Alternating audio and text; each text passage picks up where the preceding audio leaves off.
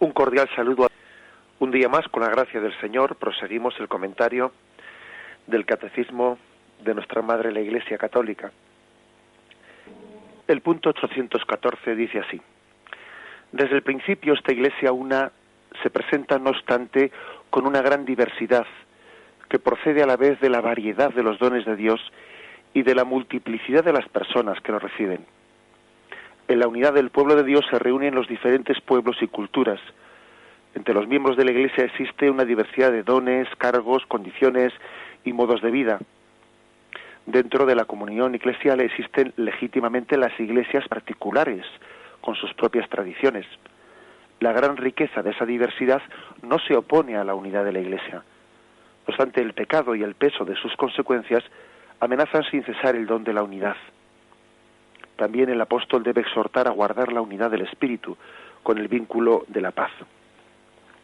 Como vemos pues en este punto del catecismo, contrasta el principio de la unidad con el de la diversidad, como que el hecho de que exista esa diversidad de carismas y diversidad de iglesias particulares, ¿no? Pues milagrosamente y por don del Espíritu Santo no rompe la unidad, sino que todavía la proclama más hermosa ante los ojos del mundo. El Espíritu pues es un principio de comunión, y es también función del Espíritu la conexión de cada iglesia local con la de Roma. La catolicidad. El Espíritu Santo no solo realiza la unidad, sino que también realiza, el mismo Espíritu que realiza la unidad, también realiza su legítima diversidad, concediendo variedad de carismas y dones. Esta unidad que Cristo, ¿no?, dio a su iglesia, pues está provista de medios que conducen a ella. Son los medios de la palabra de Dios, de los sacramentos, de la autoridad pastoral. Pero tenemos que afirmar claramente que cuando hablamos de las iglesias particulares, pues no estamos hablando de una confederación. No, nosotros no somos una confederación, ni mucho menos, ¿eh? Eso sería entender mal las cosas.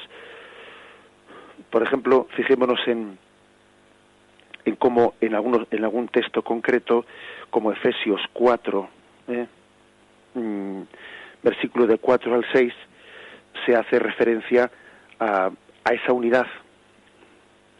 Por ejemplo, un solo cuerpo, un solo espíritu, como una sola es la esperanza a la que habéis sido llamados, la de vuestra vocación, un solo Señor, una sola fe, un solo bautismo, un solo Dios, Padre de todos. Este otro texto de San Pablo, Gálatas 1, 6, 8. Me maravillo de que, abandonando al que os llamó por la gracia de Cristo, os paséis tan pronto a otro evangelio. No es que haya otro, sino que hay algunos que os perturban y quieren deformar el evangelio de Cristo. Pero en cuando nosotros mismos o un ángel del cielo os anunciara un evangelio distinto del que os hemos anunciado, sea anatema. Es decir, aquí se subraya, pues, de una manera clara y contundente, el hecho de que aunque Pablo escribe cartas a los Gálatas, a los Corintios, a los Efesios, es decir, él no admite más que un evangelio, o sea, la palabra nos convoca. La palabra predicada por Cristo es una palabra una para todos nosotros. Y se indigna Pablo de que se hayan pasado a otro evangelio. Como dice, ¿pero qué pasa? ¿Que hay más de un evangelio o qué? Hay un solo evangelio, que es el que Cristo nos predicó. Y ahí hay un claro testimonio de que la palabra de Cristo, la palabra de Cristo es la que nos une.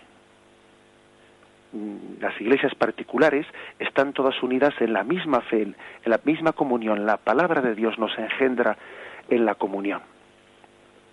Porque la fe no es solo aceptación de unas fórmulas externas, sino que es adhesión a la persona de Cristo. De modo que en Él y por Él somos congregados. Es la comunión con Cristo, la común unión con Jesucristo. La Iglesia no es un hecho meramente individual, sino que es eclesial. Uno nunca crece a solas. Dice San Cipriano, un texto muy conocido de la Iglesia, que dice: unus Christianus nullus Christianos, que quiere decir, un cristiano por libre no es cristiano. cristiano por libre, pues está desgajado de la vid, ¿eh? Nacemos a la fe porque la Iglesia nos ha engendrado en ella, ¿eh? Somos un solo corazón, una sola voz, ¿eh? Una sola voz.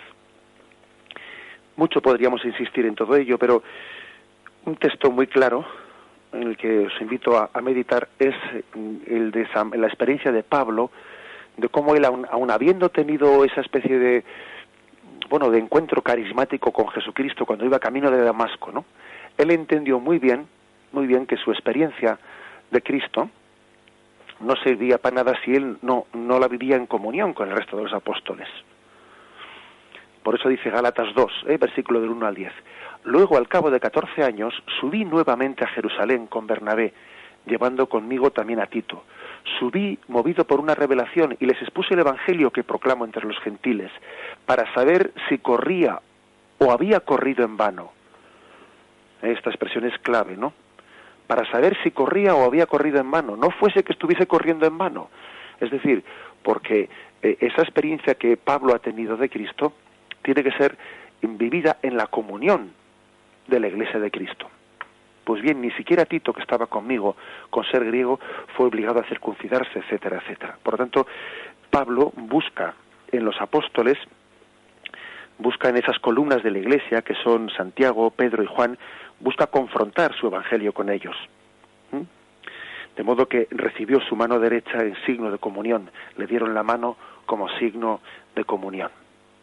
Así pues, en las iglesias particulares, aunque hay una mostración, ¿no?, de esa riqueza del misterio del Espíritu Santo, esa riqueza de, por ejemplo, de ritos litúrgicos que pueden existir dentro de la Iglesia Católica, aparte del rito latino, los ritos orientales, etcétera, esa riqueza no rompe la unidad, sino todo lo contrario. Lejos de romperla, manifiesta la unidad, no en la diversidad de los hombres que la formamos. Alabado sea Jesucristo.